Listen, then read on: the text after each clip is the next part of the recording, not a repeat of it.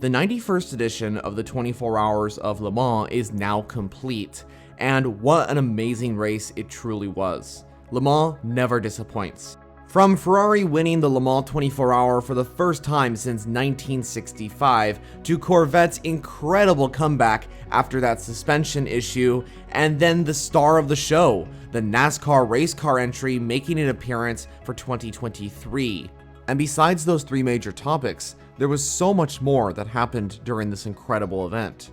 So I'm here to discuss everything, as I give to you my race review on the 24 Hours of Le Mans.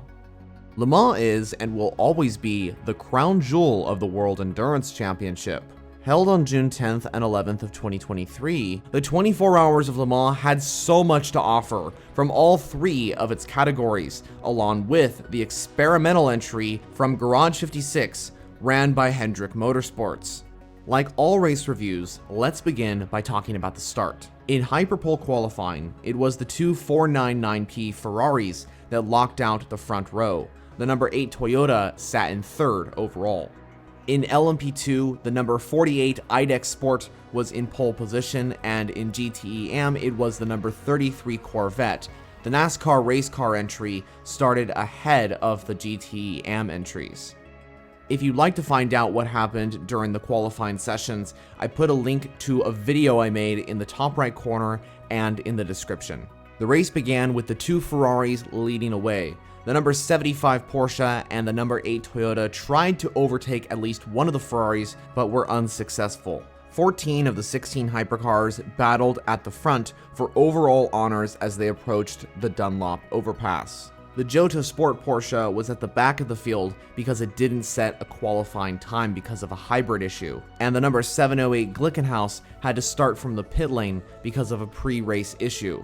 A damp track surface at the first chicane made the track very slippery, and this is where things started to change in the hypercar field. First off, the number 51 Ferrari had a very tricky start off of the Daytona chicane and lost 2 positions to the 2 Toyotas. Elsewhere, the 311 Cadillac, driven by Jack Aitken, spun off due to these damp conditions and collided heavily with the left-hand side wall. Jack Aitken was able to get the red Cadillac back to the pit lane, but the Action Express crew would have a lot of work to do. Unfortunately, this damage would prevent the Cadillac from being able to get back in the fight for the race victory or podium contention. Thankfully, they did get the car back out on track, and shout out to the Action Express crew. They did an amazing job to repair that entry and get it back into the race. In Hypercar, we also have to take into account that Ferrari and Toyota were both hit with BOP adjustments that negatively impacted their race. The penalty would be added weight, but despite this, they were still the fastest 2 cars. The other hypercars seemed to be closer though, as Peugeot, Cadillac, and Porsche all took turns at leading Le Mans. As the race progressed, Toyota and Ferrari had a really good battle, and Porsche and Cadillac were actually not far off, almost a 4-way fight in terms of manufacturers for the overall victory, although Ferrari and Toyota did seem to have the pace over the rest of the field. At the very start, Ferrari did lose the lead to the number 8 Toyota as their tires weren't really warmed up and they were on the slower medium compound tires where Toyota was on the softs. Eventually though, Ferrari were able to retake the lead from Toyota. An incident happened at the Dunlop overpass between the number 21 Ferrari GTE entry from AF Corsa and the number 3 CGR Cadillac. Good news came in the form of the number 3 Cadillac not sustaining too much damage and was able to recover quite quickly after this. The bad news was the GTE Ferrari would have to retire after this major contact. Torrential rain started to come into the race. The Porsche curves were immediately affected, a lot of cars going off, and this basically created chaos in the field of Le Mans as so many cars were spinning off. This video I'm showing you right here is a perfect example of this. The conditions were so bad that the drivers could barely control the cars out there. You could see that a GTE Ferrari almost hit the 708 Glickenhaus. Thankfully, it did not career into the side of the hypercar entry. That would not be good for Jim Glickenhaus and the team. The rain eventually cleared up, but it changed the order quite a bit. An example of this was Hypercar. Peugeot and Cadillac both took turns leading Le Mans, as well as Porsche, Ferrari, and Toyota. Peugeot's 9X8 Hypercar really was showing some pace and a genuine contender for the overall race victory at the 24 Hours of Le Mans. This meant that 5 different manufacturers were in the hunt for the race victory. Just insane. We also got awesome wheel-to-wheel action in the Hypercar field. I think there was a battle at the Daytona chicane between a couple of cars, and it was just amazing to watch. Now, Hypercar was not the only category having good battles. LMP2 was also having amazing racing. As we approached the night, Inter Europol was leading away, but there was a good battle going on between the number 35 Alpine and the number 80 AF Corsa. And after having a devastating qualifying session over in GTE-AM, the Porsches were starting to overtake the rest of the field. It was actually fan favorite car Rexy from Project 1 AO Racing. For a certain amount of time, the number 56 Dinosaur car was leading away a Porsche 1.2 in the GT class, with the 85 Iron Dames not far behind. And besides the other 3 classes, we have to talk about the NASCAR race car entry from Hendrick Motorsports. That entry, as they approached the night, was sitting in 41st position overall. I think it did struggle a little bit during the rain period we had earlier on, but it was still running strong and was recovering after that small disadvantage during the rain, and was only a few positions behind the leading GTE-AM entry. Then drama struck in Hypercar for Porsche, as the number 75 car, which had a really good shot at taking the overall win at the 24 Hours of Le Mans, stopped out on track. Mathieu Jaminet was able to get the car slightly running, but it had a fuel pressure issue and had to retire from the event. This was devastating for Porsche, as the number 6 car earlier had a puncture which severely dropped it off the pace, and the customer car from Jota Sport also went off the track while leading the event. So the number 75 car, the car that could have taken Porsche to the overall victory at the 24 Hours of Le Mans, was now out. Penske now relied on their 2 remaining entries. Later on, a massive incident happened when a slow zone came out. At least 3 different entries were involved, one of which was the number 7 Toyota. This bizarre incident started with the number 66 JMW Ferrari. It collided with Kobayashi, who was the driver of the number 7 Toyota at the time and one of the LMP2 entries. Then, the number 35 Alpine collided with the Toyota. This strange incident, which was seemingly caused by the start of the slow zone, impacted Toyota's race. Kobayashi had to bring the number 7 to a halt after the collision at the start of the slow zone. With the 7 car now out of the 24 Hours of Le Mans, Toyota only had 1 entry left to try and battle for the overall race win. As the night continued, a massive crash happened in the Porsche curves, as Danny Kvyat in the number 63 Prima LMP2 entry hit the wall, sending the car into a massive spin into another nearby wall.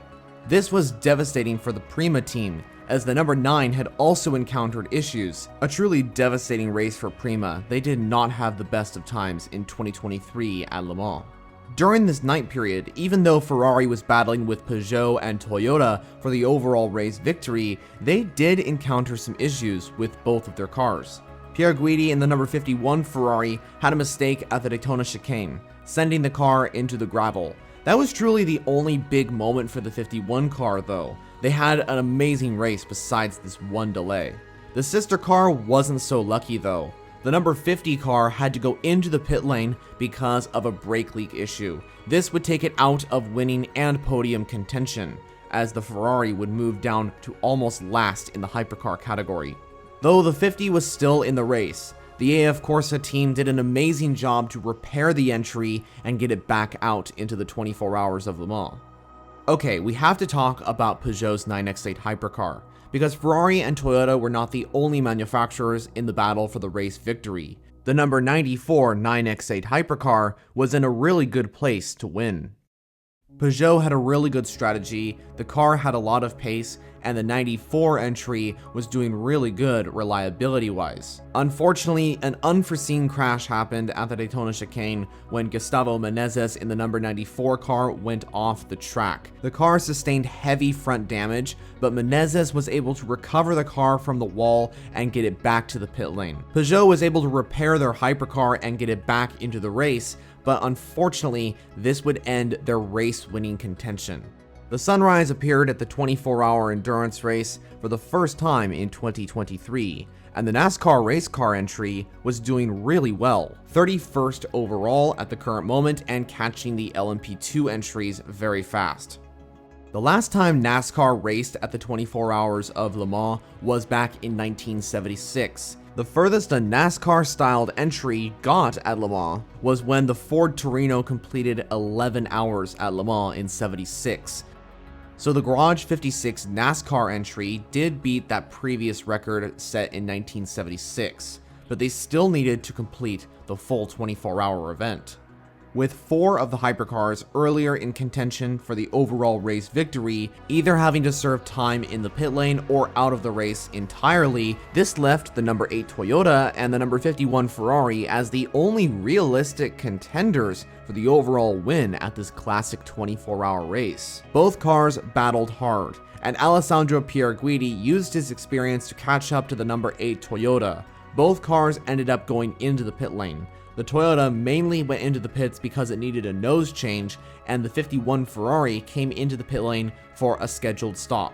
Because of this unplanned delay for the Toyota, this allowed the Ferrari 51 car to be able to get ahead of the number 8 Toyota in the pit lane, and on new tires where the Toyota had old tires. Okay, let's talk about GTEM. For the majority of this race, it was mainly a battle between Ferrari, Porsche, and Aston Martin for the win in that class. But now, as the race continued, the number 33 Corvette was starting to catch up to the rest of the pack. That car and team were performing really well. Their downside came when the suspension had a major issue earlier on in the race. But even though they were 2 laps down for a certain point, they were able to catch back up to the lead group and were able to take the lead of GTEM at the 24 Hours of Le Mans. Quite astonishing for the Corvette team. Meanwhile, the Garage 56 NASCAR race car entry had a driveline issue, meaning that it had to go into the pit lane for some repairs. Before this issue, the number 24 Camaro was overtaking the GTEM entries and a few of the LMP2 cars as well. But because of the problem, it was set back and all their success at overtaking those cars was soon diminished. Heartbreak happened for the Van Wall team when the Van der Waals 680 stopped out on track with an engine failure. This meant that Van Wall had to retire from the event. A heartbreaking result for the Austrian team, considering that this was Van Wall's first ever 24 Hours of Le Mans under the Van Wall name. Bicallis have raced in the 24 Hours of Le Mans in the past in the LMP1 category, but this was their first attempt in the hypercar class. But we have to remember, this is a very small team. This was their first ever 24 Hours of Le Mans with the Van der Waals 680, so hopefully they come back stronger in the next 24 Hours of Le Mans. A team in GTEM that was not having a good race was Proton Competition, and unfortunately their day just got worse when movie star Michael Fassbender, aka Magneto from the X-Men prequels, went off the track at the end of the Porsche curves in the 911 Porsche. This resulted in the car colliding heavily with the wall, taking it out of the race with only a few hours to go. Later into the race, drama struck for Toyota as the number 8 car, which was Ferrari's nearest competitor, went off at Arnage, Ryo Hirakawa the driver at the time. The 8 car was able to continue but lost a lot of time to the race leader. This pretty much ended the battle for the race lead at the 2023 Le Mans 24 Hour, as Ferrari now had a huge advantage over Toyota. Although there was a pretty scary moment, not once, but twice for Ferrari fans that left Toyota with a glimmer of hope that they would be able to win their 6th straight win at the 24 Hours of Le Mans. This happened in the pit lane when the 51 car had a power cycle delay, not once, but twice. The car was stationary in the pit lane for a few seconds and wasn't moving. This, in my opinion, was one of the most intense moments during the entire race, because the question was, could Ferrari lose the race win to Toyota in the final 30 minutes of a 24-hour event? Finally, those questions were answered when the Ferrari was able to get moving again and get back out on track. But both times it was a very intense moment, as this was in the final few minutes of the race. Despite these delays, Ferrari was able to continue leading Le Mans, and they stayed there till the checkered flag, as the number 51 car, piloted by Antonio Giovinazzi, James Calado, and Alessandro Pierguidi, took Ferrari to their 10th win at Le Mans, the first since 1965. An incredible achievement for the Italian manufacturer, who brought the 499P to Le Mans for the very first time and won. In LMP2, it was a phenomenal race win for the small Polish team Inter Europol. The number 34 crew grabbed Inter Europol's first ever Le Mans victory. It's quite astonishing that they won, considering that one of their drivers, Fabio Scherer, had a broken toe and still participated at Le Mans. He did the entire 24-hour race and helped his team to secure the LMP2 win at Le Mans. In GTE-AM, it was the sole Corvette that took victory. An amazing performance by the whole team, considering that they had a suspension issue earlier on and were 2 laps down and still won the race. Some big achievements came in the form of Cadillac achieving 3rd and 4th overall, their first podium at the 24 Hours of Le Mans. The NASCAR race car also finished the event. An amazing achievement for that entire project, who have worked long hours to get that car to Le Mans and make it finish, and it was a success. Shout out to Glickenhaus as well. Both of their cars finished in 6th and 7th position. The SCG 007s were really good reliability wise, and were able to finish with some good points here at Le Mans. So that completes my race review for the 24 Hours of Le Mans in 2023. What did you think of the Centenary Le Mans? Personally, I think it was one of the best races we have seen in 2023. I would like to hear all your thoughts on Le Mans down in the comments section. If you're interested in sports car endurance racing, this is the channel to subscribe to. I make content on the WEC and IMSA every single week, so make sure to click the subscribe button to the left of your screen. If you would like to see another video right now, I suggest one of the 2 options to the right of your screen. So that's it for me. Thanks for watching, and I'll see you in the next video.